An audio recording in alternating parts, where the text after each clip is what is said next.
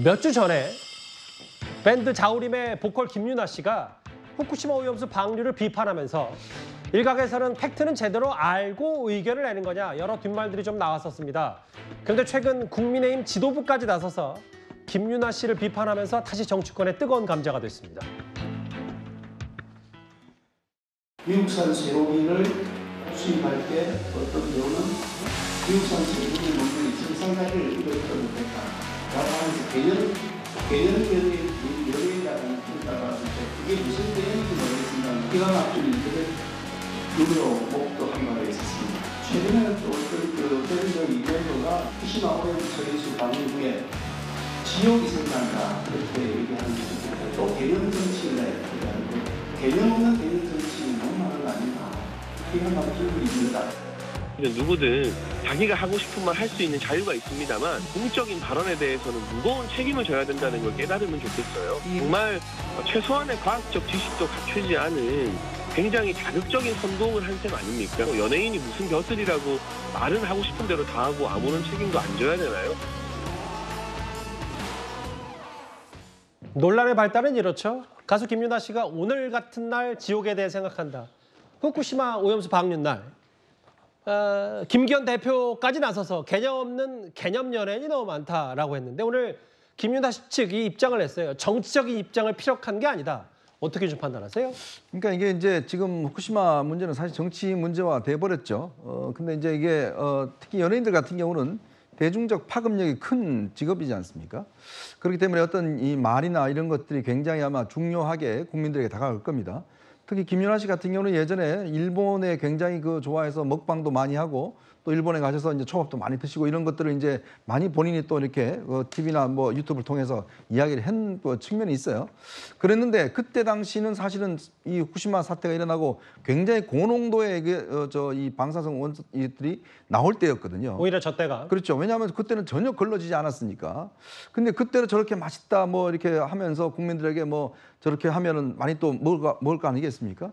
그런데 지금 정작 이제 그 알프스라는 걸 통해서 걸러서 나오는데 지옥이다라고 이야기하니까 좀 앞뒤가 맞지 않는 거죠. 그렇기 때문에 이렇게 어떤 뭐 연예인뿐만 아니라 대중적인 파급력이 큰 분들 같은 경우는 굉장히 이런 발언들을 한마디 할 때 굉장히 사실관계 또 신중해야 되는 입장인 것 같습니다.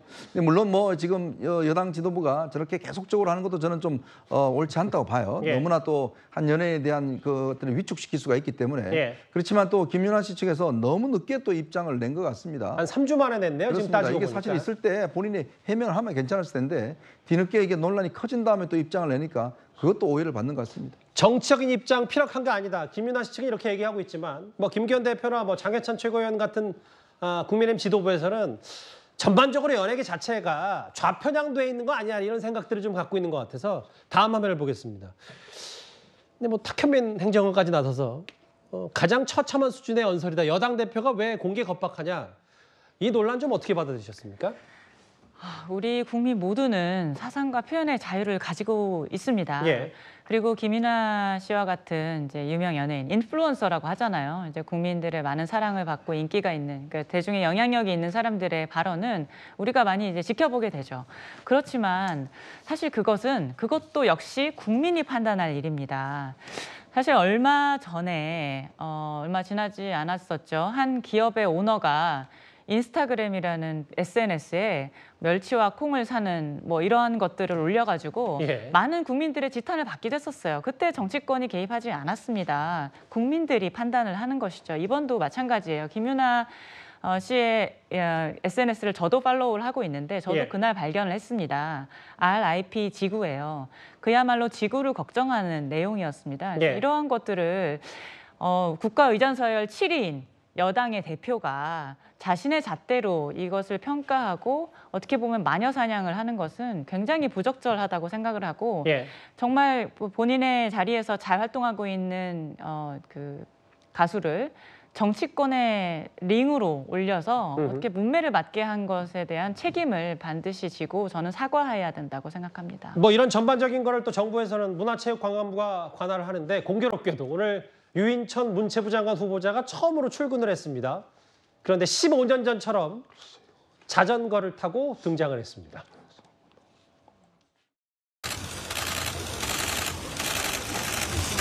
미안합니다. 복잡하게 해드려서. 좋은 아침입니다. 여러분 죄송합니다. 오래 기다리셨는 것 같아서. 뭐 15년 전에 일을 했다고는 하지만 훨씬 더 무거운 책임감을 지금 많이 느끼고 있고요. 글쎄요, 그거는 뭐 제가 있을 때는 별로 그렇게 물론 뭐 약간의 그런 대립적인 관계를 가지고는 있었지만 그렇게까지 그런 적은 없었는데 이제 제가 임명이 된다면 한번 그런 문제는 다시 한번 잘 들여다보고 자꾸 대립적으로 간다는 거는 우리 대한민국의 미래를 위해선 불행한 일이잖아요. 본인이 장관에 이제 임명이 되면 블랙리스트 같은 문제들은 좀 해결을 하겠다는 얘기인데 특히 전 오늘 이철었던 게 블랙리스트 문제를 다시 들여다볼 것이다라는 메시지와 함께 보시면 참 기자들 앞에서 인터뷰 나온 복장이 참 이채롭거든요. 이제 바로 자전거를 타고 출근을 했기 때문에 헬멧도 쓰고 안경도 쓰고 유인천 전 장관이 아니라 이제 유인천 후보자죠. 자전거 엄청 오래 탔다고 하더라고요. 제가 자전거를 타는데요. 저도 그 자전거 타고 서울에서 대구까지 가기도 했는데 예. 한강에서 만난 적이 있어요. 예. 근데 그 친구들이라고 하면서 같이 만난 다른 분들은 훨씬 연세가 드신 분들로 알았었는데 요즘 이른바 크루라고 하는 자전거 크루 동호회. 예. 예.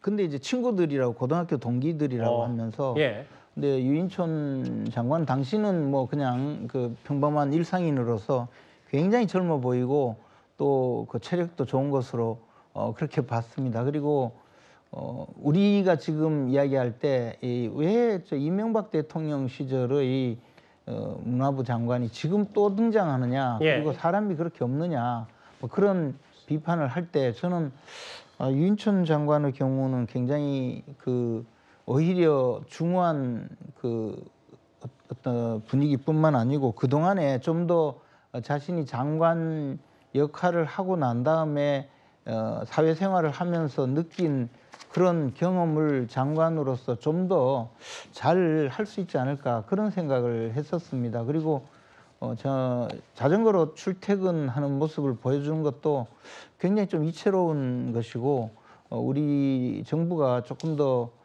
국민들에게 다가가고 국민들이 좀 더 호감을 가질 수 있도록 많은 노력을 하는 것도 필요하지 않을까 생각을 합니다. 이제 출근길 자전거는 이제 첫 출근 이제 앞으로 며칠밖에 이제 며칠 동안은 화제가 될 테지만 중요한 건 앞으로 유인천 장관 후보자의 정책 얘기겠죠. 저희도 잘 지켜보겠습니다.